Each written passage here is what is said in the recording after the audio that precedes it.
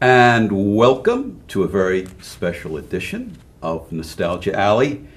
It's a celebration, a 125-year celebration. It's a 125th anniversary of Our Lady of Sorrows Church in South Orange. And we are going to celebrate today on the show. We have to start off with, we have Greg Tobin. Welcome to the show. And Sam Giuliani. Welcome to the show. Good evening. Good to see you. What I wanted to start with, Greg, first with you. Take us back about the history of the church. How did it start? Our Lady of Sorrows Church was in the really the sort of the second generation of the Archdiocese of Newark parishes in the late 19th century.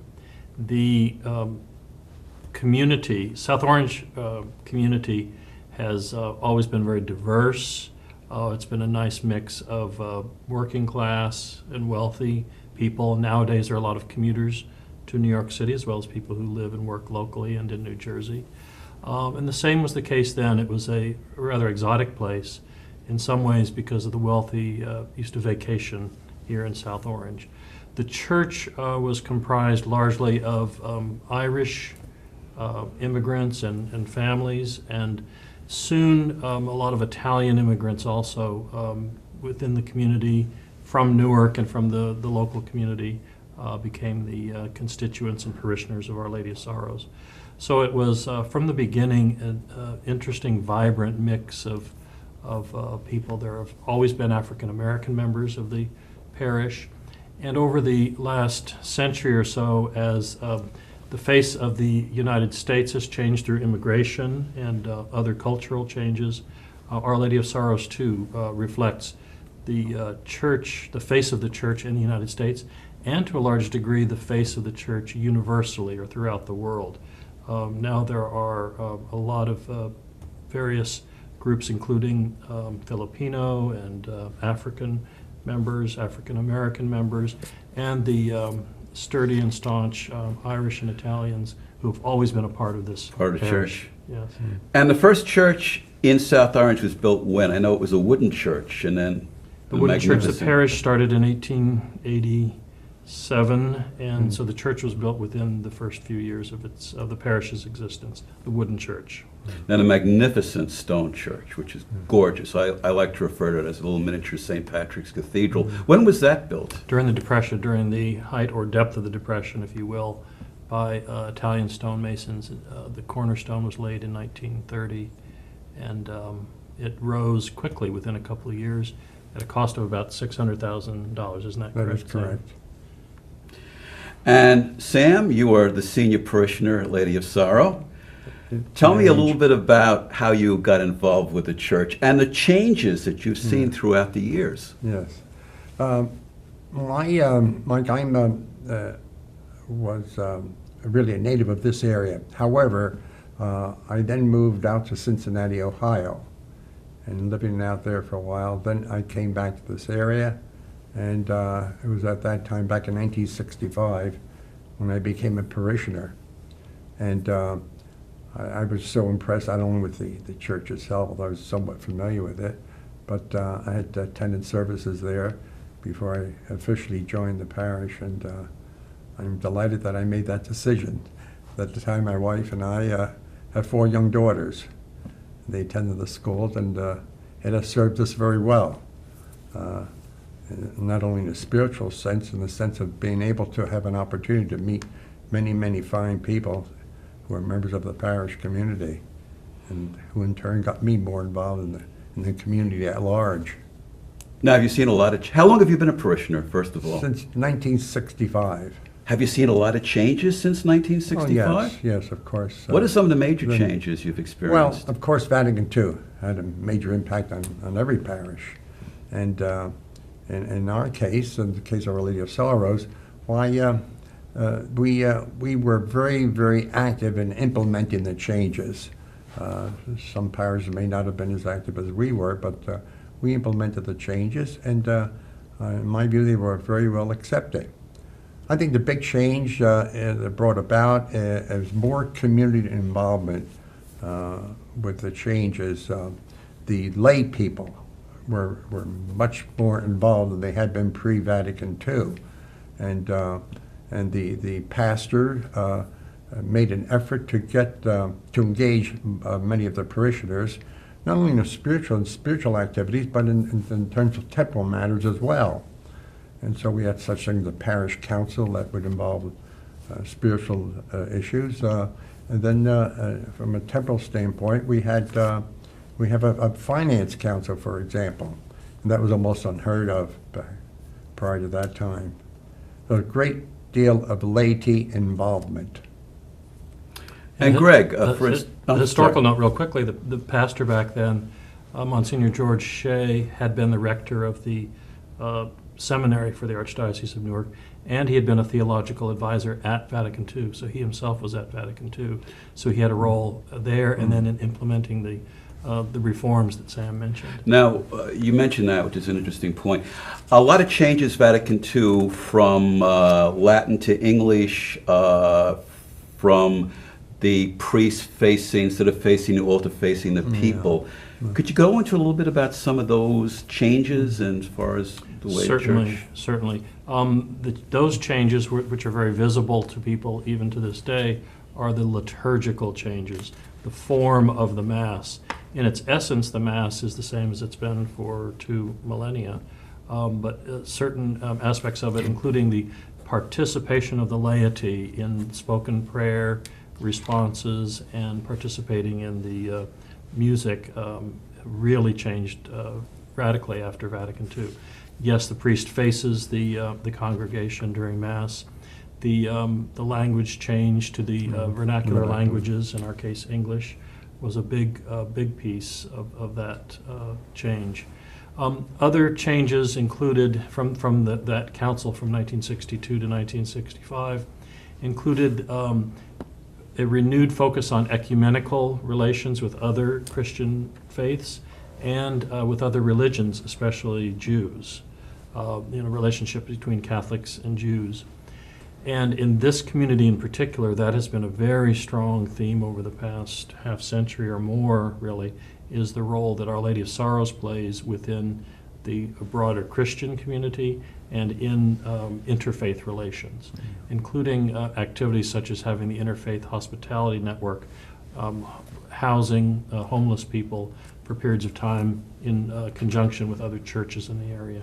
And also the food bank, which is a great help to so many. Tell us a little bit about the food bank, because it's a wonderful service that church provides. It is, and it's one of the most active ministries we have at Our Lady of Sorrows now that serves, and Anna may want to talk a little more in detail about it. Sure. But it serves many, many families, and over the past several years, more and more people have come to the food pantry at Our Lady of Sorrows for that service.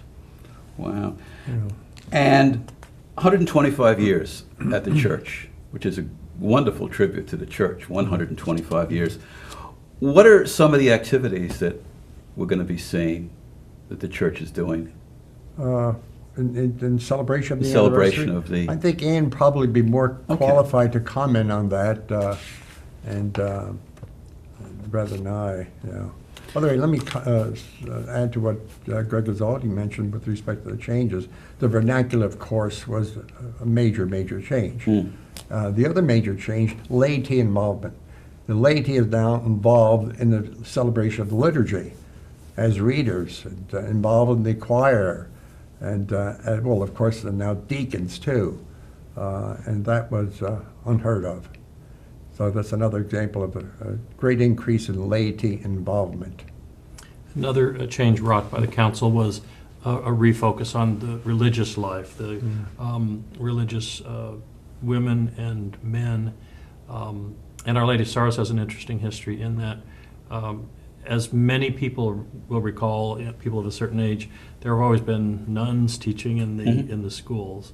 And the parochial school at Our Lady of Sorrows is a true parochial school in that it is run by, sponsored by, supported by the parish, and at least for a very long time, the majority of students have been parishioners themselves. And after the sisters left about, I want to say, a little less than 20 years ago. Yes, The sisters who had been there were removed from the parish. We still have the convent there, which is now a nursery. But a little more than 10 years ago, we got a new infusion of the religious presence there with the Sisters of Christian Charity, who have a convent there. And that's very unusual for a Catholic parish, really almost anywhere in the United States, to bring in a religious order rather than say goodbye to a religious order. It's amazing. It really is. What does a church, Sam, mean to you? It means incredible importance. It really is in terms not only of our spirituality, but said in terms of becoming more community involved. Greg mentioned all the things such as the Judeo-Christian community. There's been a great deal of progress in that. So we've made great friends with our Jewish brethren as well as other Christian friends. You were involved in the Holocaust Memorial that every year, right? Yes, it's we an intricate are. part of what you do. Yes, we are. Which is wonderful. Bringing the faith together, I think, is terrific. Yeah. And Greg, what does the church mean to you? It's difficult to boil it down to a few minutes. For me, it's a historical and spiritual connection with the source of faith and the ultimate meaning in life, and it's a tangible representation of that, a place to go, a place to be a part of. That's great. 125 years is a tribute. It really is. We're going to take a little break here, and on part 2, because it's an important show, we have 2 parts. We're going to have Anna Nelson and Luis Torres. So stand by, and right now we're going to break for a public service announcement. I'd like to drop out of high school and get a meaningless job that makes me feel bad about myself. I'd like to fall victim to the old boys network. I want to be a straight C student. I'm going to be a biomedical engineer. I want to succumb to peer pressure all of my life. I'm going to be a best-selling author. Wait, I take mine back. I'm going to be a biomedical engineer. I'm going to be a marine biologist. Olympian. I'm going to be the boss.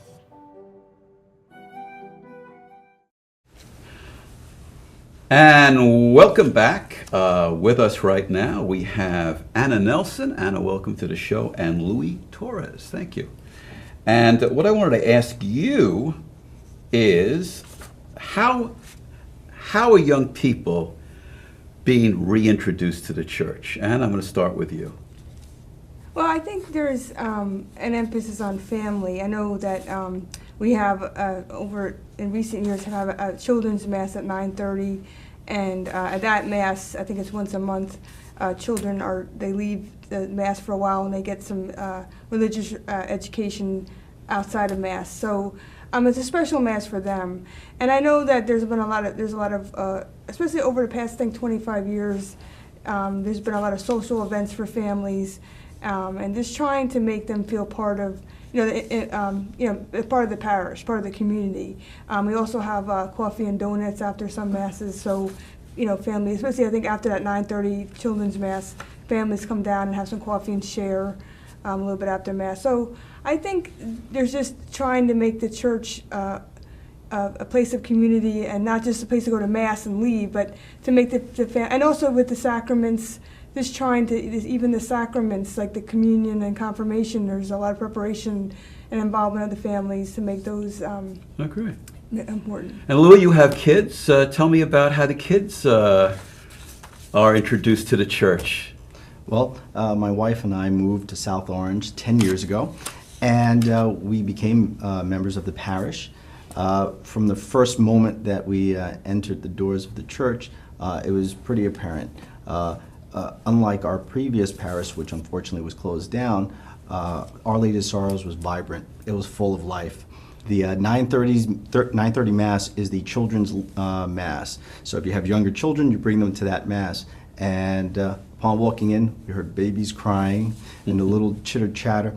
And for us, it was immediate. It was that sense of community that we were looking for. And just by chance, we sat down And the Pearsons, Mrs. Pearson used to be a teacher at Our Lady of Sorrows. From Pearson's Mill? No. Oh, okay.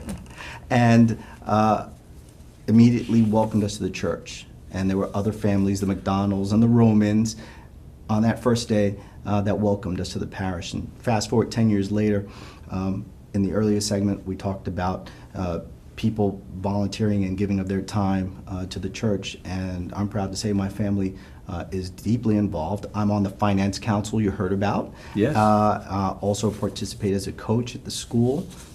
Love working with the kids. And my little ones, well, they're all grown up now. They're getting bigger. We've got a kindergarten graduation tomorrow at the school. And for us, it's just been an extension of our family. We really feel that we made that transition into the community. It was a lot gentler for us because now we had people who were essentially our family helping us along. It is like a family, the church. Absolutely. Getting people together. Anna, how do you see the future of Lady of Sorrows Church, or OLS as they refer to it? Yeah, I think that we're actually doing very well. I think the church continues to. We have an active evangelization committee for the past 3 to 4 years, and they're really trying to. What is that exactly? Oh, evangelization is just trying to spread the word, get the word out about. Okay. Promoting the faith and getting new people to come and join, and even among the people in the parish, trying to get them enthusiastic, and even just drawing new people in. And I think, we also have we have a sister relationship with St. Joseph's in Maplewood, and we partner with them on a lot of things. So we can become stronger having another place that we can work with, another parish. So I think we have a strong partnership with them, and also I just think we're just very strongly rooted in the community. I mean, Maplewood and South Orange are a very community. It's two blended communities, towns, They are. and the church and the church itself is Maplewood, South Orange. So we're really, the church is very well founded in the community, which is a sound community. So I think I see the church just thriving. I think we always. As new generations come through, we get another, younger families coming in. And talk about thriving. Louis, there are a lot of renovations going on. Absolutely. Tell us a little bit about what's going on with the renovations. Well, true to form and not letting down our Italian stonemasons, the height of the Depression, people found the money to build that beautiful building to serve as a home for us. And I'd like to think, putting my 10 years in, and Anne's got her time in, that we're carrying on their legacy. The church, yes, it's over 100 years old and needs repairs. The roof, the stone masonry itself, the stone becoming porous and the water penetrating it. So there are definitely some proactive measures that we've been able to take. And proud to say that even in the current economic climate, our fellow parishioners and the Colton family found over $1 million to donate to the church. Wonderful, isn't it? And the renovations are taking place. So as you drive by, you'll see scaffolding up. And for us, that's an iconic symbol of progress, continuing to move forward, and our intention to have that building standing for many years to come. I'm sure it will. Absolutely. It's amazing you can find people who can do the work that was done many, many years ago to match the stonework and the elegance of the church. That's a very specialized field to get people in to do that. It really is amazing. Anna, tell me about some of the activities coming up in celebration of 125 years. Yeah, I think when we were talking, one of the first conversations I had with the co-chair of the committee, Kelly Sullivan, was to make the 125th anniversary so memorable that 25 years from now, people are going to be still talking about it. Because, I just hope 150, they'll remember 125 very well. But I think what we were very intentional about we're starting it off with the Feast of Our Lady of Sorrows, which is a Saturday, September 15th, and we're having this opening mass. And then we're having a closing mass on June 1st, and followed by a gala. So those are like the two cornerstones of the two beginning and end dates, and it'll both be an opening and closing mass, and special liturgies for those to mark those to mark the anniversary. But throughout the year, we're trying to, everything that we usually do, we're trying to make the 125 have a theme. Like we have our parish picnic, any activities we do during Lent, around Easter, our senior Thanksgiving dinner, anything that we're doing in the St. Patrick's Day. Those are what we usually do during the year, and we're going to try to bring the theme of 125 into that. But we also have scheduled 2 church tours. One will be in October, one will be in April, and that will be by our parishioner Troy Simmons, who's very knowledgeable about the architecture of the church. So he'll be doing one's after 5:30 Mass and one's after 12:30. And they'll be actually just looking at the architecture and everything in the church that we all don't know about. And we also have a children's tour children's tour of the during Catholic Schools Week. Father Mark Bakari, who was a former priest, who was a priest at the church, will be doing it for the school and the CCD classes. So we're trying to make everyone really aware of what's the beautiful church and what we don't know about it, by having someone who's knowledgeable show that. So that's the main things that we have. And another thing we're also going to try to weave in is just some like fun stuff like church trivia, maybe like things like who's the oldest person or longest married couple. So we're going to try to weave that in. We get Alex Trebek in to do it? Maybe, but we're trying to make it kind of fun too. That things, maybe just asking parishioners for that information and then finding out who has been the longest member. Maybe the couple, or how many people have been married there that are still in the parish, or whatever we can find out. And I think just having maybe some fun games and things like that about the church, just also to and try to engage younger families. Our goal is to bring everybody in the parish engaged, from the children and the families and the school to the adults and all the different groups that we have. Because the youngsters are the lifeblood of the church. I mean, yeah. So we want them to have a fun time. Louis, how does technology play a part in the church today? A great question. So one of the tasks that I had upon joining the Finance Council and other groups was immediately the website. We do have one. Tell us what the website is if somebody wants to tune in. It's Our Lady of Sorrows Church, and it has all the information regarding upcoming events like the 125th, our week-to-week activities, and it sits there in its digital footprint with photographs. We're going to have some photographs up of the work being done at the church, and again, keeping us in communication with parishioners who might not be in the area anymore, but remember their growing up in the parish or attending the school. Monsignor also has, he's on Facebook. Monsignor Emery's on Facebook. I love so it, if you need Facebook. to It's contact terrific. him. We've got social media going on at the school as well as at the church. And it's important because as the younger parishioners move on to high school and college, these become communication methods for them. A lot of the kids, they're so impressive. I'm overwhelmed when I have a chance to interact with them. We have a number of students from our 8th grade class who are getting scholarships. More than half of them will be going on to private high schools. And trust me, they'll be using social media well after I'm gone to help promote activities at the church, because I expect them all to come back. That's right, mate. Anna, in another 125 years from today, where do you see Our Lady of Sorrows Church? Well, the building will be very old by then.